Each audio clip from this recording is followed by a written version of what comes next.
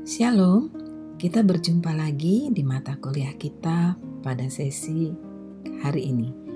Nah, kita akan membicarakan tentang Homo Socius 2. Berbicara tentang Homo Socius berarti kita akan bertemu dengan orang-orang yang lainnya.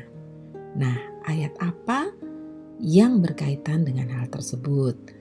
Tentunya ada di Lukas 10 ayat 3. Nah, bahasa Yunaninya adalah apostelo. Kita akan lihat nanti bagaimana kita beradaptasi dan berelasi dengan orang-orang di sekitar kita. Ya, mengapa gambarnya kok seperti ini ya, Bu? Bukankah ini gambar-gambar tentang COVID-19, masa-masa pandemi saat ini? Ya, ada kaitannya.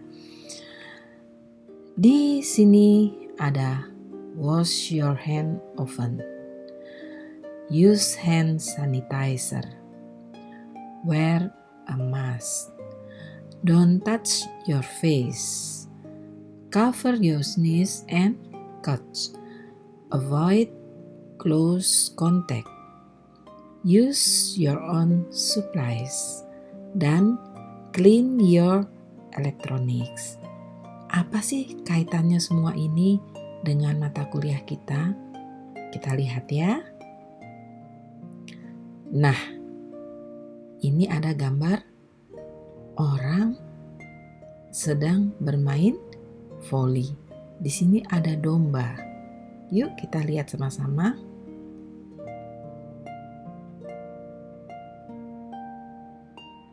Lukas 10 ayat 3 mengatakan, "Pergilah, sesungguhnya aku mengutus kamu seperti anak domba ke tengah-tengah serigala." Nah, serigala masa kini itu apa sih? Ya, betul ya. Ini, kita kemana-mana sekarang harus memakai masker. Apakah itu bagian daripada pengutusan kita juga nih sebagai anak-anak Tuhan? Nah, kita akan lihat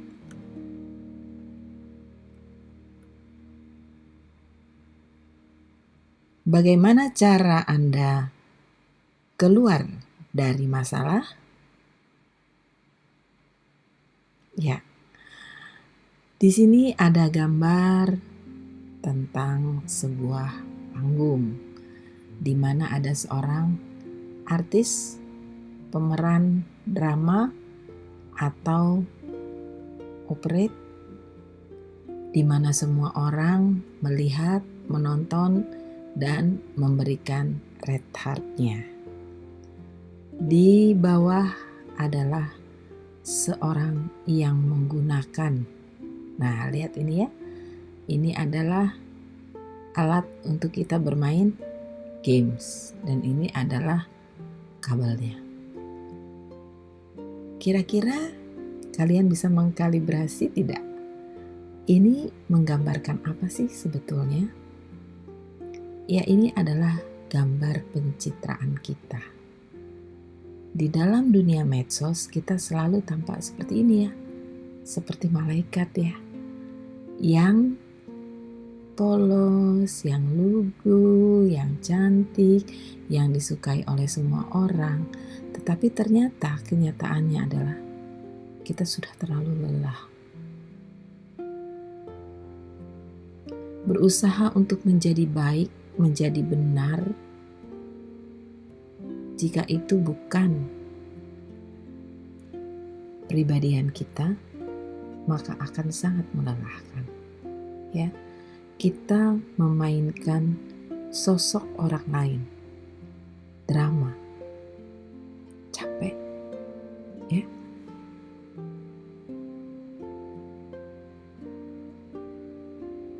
Oke, adakah kaitannya sekarang pengutusan dengan masalah?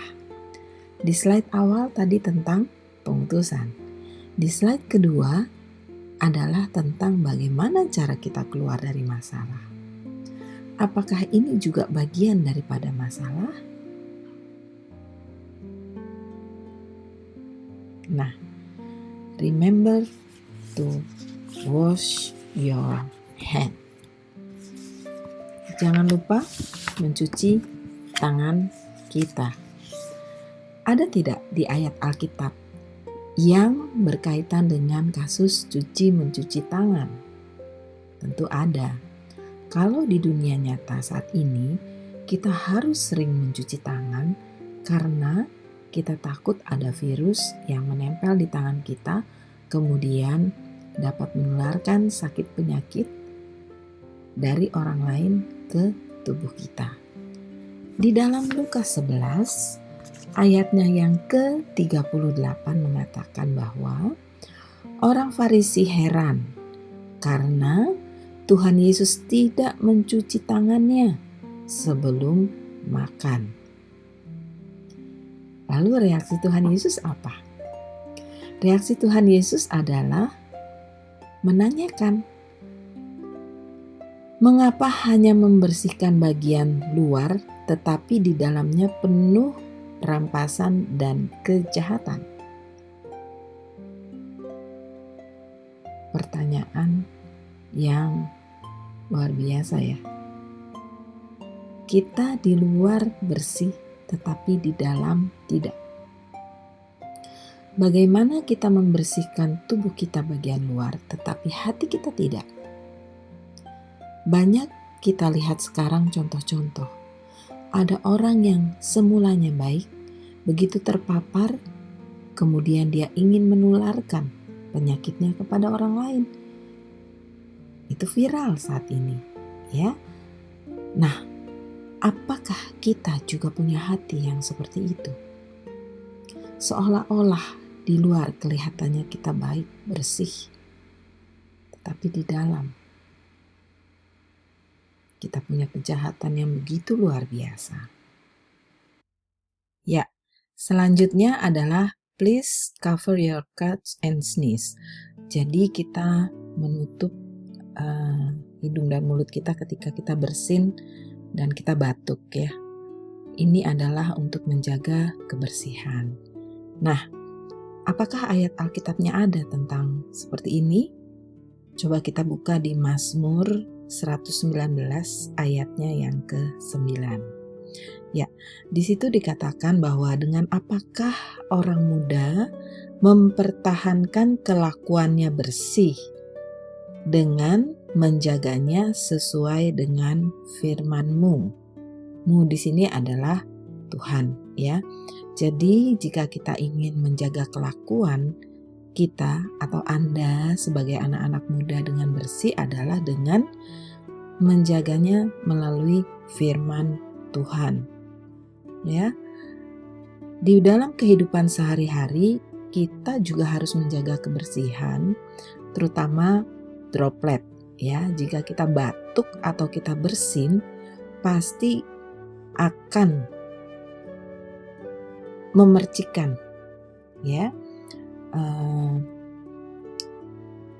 air liur atau tetesan ya dari hidung atau mulut kita ke luar tubuh. Jika kita terkena virus, ada kemungkinan virus itu bisa ikut melompat keluar dan bisa mengenai orang lainnya. Oleh sebab itu, mengapa kita harus menjaga jarak? Mengapa kita harus menutup supaya virus-virus yang ada di dalam tubuh kita tidak dapat menular ke orang lainnya, atau orang lain juga demikian, sehingga ada istilahnya ya, motonya ya, maskerku melindungimu dan maskermu melindungiku ya. Nah, begitu juga dengan keseharian kita sebagai anak-anak Tuhan, terutama sebagai anak-anak muda. Kita bukan menutup-nutupi kelakuan yang tidak baik ya dengan menyembunyikannya, tetapi memang sungguh-sungguh kita tidak melakukannya. Bagaimana menjaganya? Yaitu dengan firman Tuhan. Artinya firman Tuhan itu bukan hanya sekedar dibaca setiap hari, tetapi dipahami, diimani, dan dilakukan setiap hari. Please wear a mask. Artinya kita harus memakai masker, terutama jika kita pergi ke luar rumah, di tempat orang-orang yang banyak, di tempat kita berinteraksi dengan lingkungan kita. Nah, di dalam Ayub 13 ayatnya yang kelima, disebutkan sekiranya kamu menutup mulut, itu akan dianggap kebijaksanaan daripadamu. Sudikah kamu berbohong untuk Allah? Sudikah kamu mengucapkan dusta untuk Dia? Nah, jika kita merasa bahwa kita tidak layak untuk berbohong, kita tidak layak untuk berdusta, lebih baik kita tutup mulut. Jika ada mendengar berita-berita yang belum tentu ada kejelasan tentang kebenarannya, hoax misalnya ya, berita-berita yang kita dapat dari WA, dari Facebook, dari Instagram, stop dulu. Jangan langsung di-share ke orang lain. Belum tentu itu benar. Jaga, ya, jangan sampai kita tertular, terpengaruh oleh hal-hal yang demikian. Skornya sama loh. Ya, kita terjangkit oleh virus-virus yang sekarang berkembang dengan virus-virus yang akan membunuh kita, iman kita, rohani kita, sama skornya.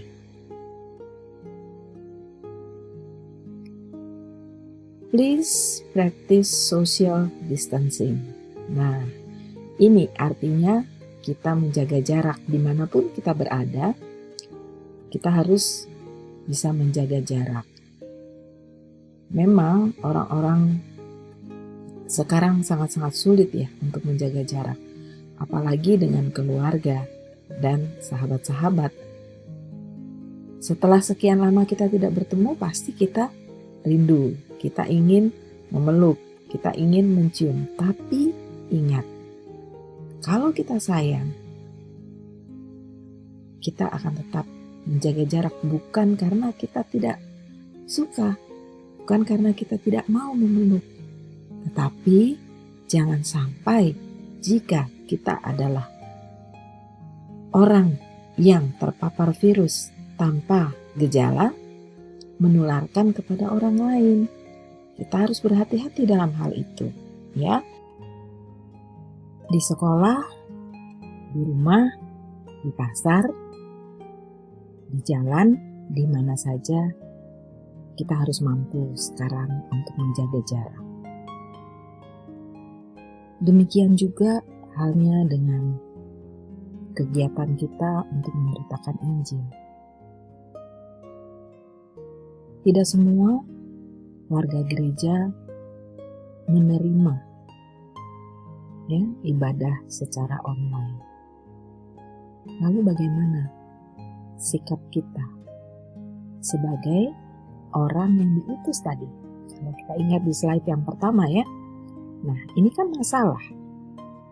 Kita diutus ke tengah-tengah serigala. Serigalanya bukan hanya dari luar gereja, tetapi kadang-kadang timbul dari dalam gereja. Banyak sekali pertentangan-pertentangan. Mampukah kamu sebagai orang yang diutus mengembangkan diri kamu menjadi seorang yang berpikiran bukan hanya moderat, tetapi menjadi juru bicara, menyampaikan isi hati Tuhan untuk menjadi bijak di dalam keadaan situasi yang seperti ini, dan bukan ikut-ikutan menjadi provokator. Banyak sekali anak-anak muda yang memberi komen di medsos. Wah, rasanya miris ya kalau kita membaca dengan bahasa-bahasa yang aduhai. Menurut saya, itu tidak mencerminkan utusan Kristus. Mampukah kamu untuk menjadi orang yang memang segambar, seturut dengan citra Allah, mampu diutus ke dalam dunia. Wipe down between views.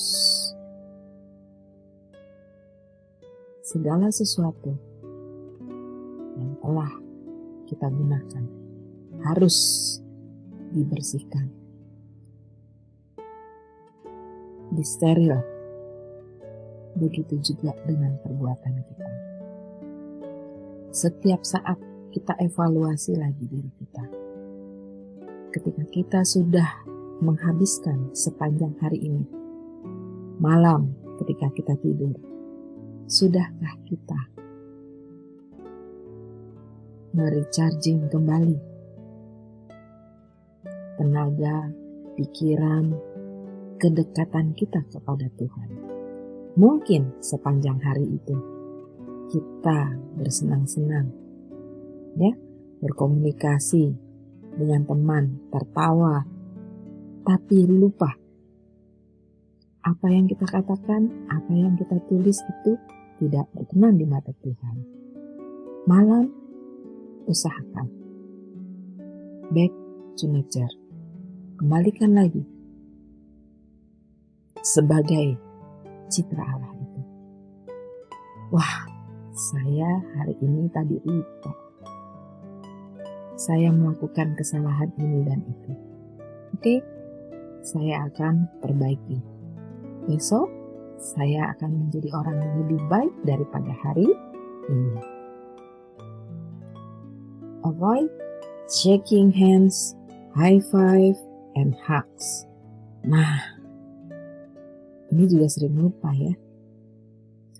Kita sudah terbiasa untuk berjabat tangan, untuk toast ya, high five, dan berpelukan. Sekarang harus dibatasi.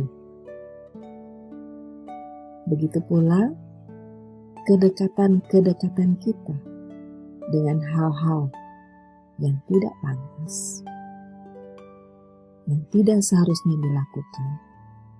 Dapatkah kita batasi?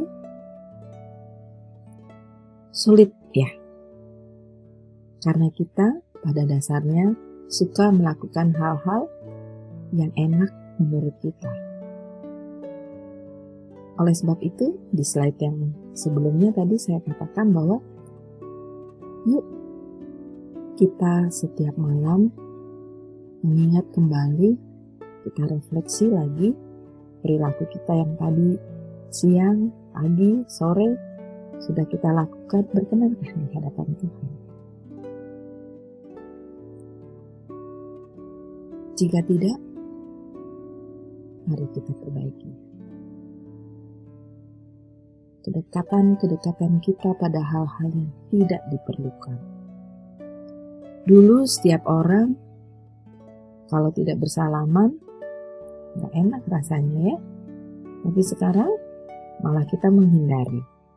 Bukan apa-apa, tapi memang masanya. Ada masa-masa yang harus kita lalui bersama-sama untuk keluar dari zona nyaman kita. Tapi kalau dilakukan secara bersama-sama dengan teman-teman dan seluruh masyarakat Indonesia, rasanya bisa ya. Kita coba untuk menghandle diri kita, untuk menahan keinginan-keinginan kita, karena kita ingin melindungi orang lain. Begitu juga tadi dengan kerohanian kita. Ya, kalau Anda punya kedekatan-kedekatan dengan somebody yang kelihatannya sudah terlalu jauh, ayo sekarang diperbaiki. Masih ada waktu. Nah, kita lihat ini ya. Apa ini katanya?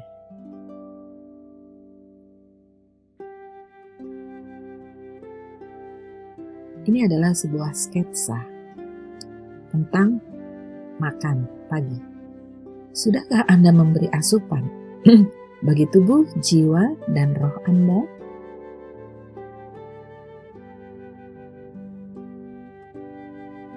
Siapkan diri untuk berkembang secara optimal. Nah, kalau tubuh kita butuh makanan, ya, ini makan pagi ya gambarnya ya.